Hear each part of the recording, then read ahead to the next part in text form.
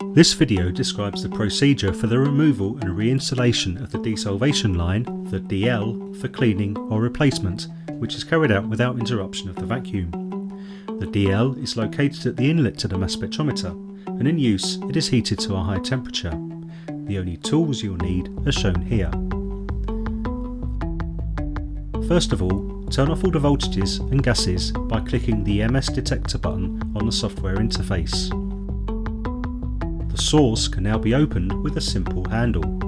In the next step, the two fixing screws of the cover plate are loosened, and this is then removed with a special puller tool.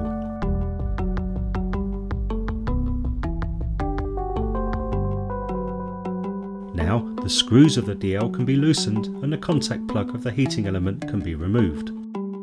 The DL can be released with a small twisting motion and simply removed from the device. Please exercise caution here because although the heating elements have been switched off, high temperatures can still persist on the components. Fitting it back together again happens by the same process in reverse. In the first step, it's important to ensure a firm connection is made on reinserting the DL. Next, the plug for the heating element is reconnected, the cover plate is inserted and it's screwed tightly. And when inserting, the DL must be in the correct position so that it can be guided into the appropriate opening on the heating block of the cover plate.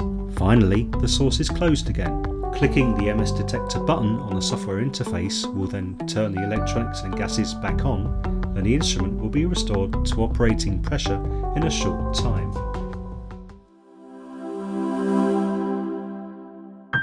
Excellence in science.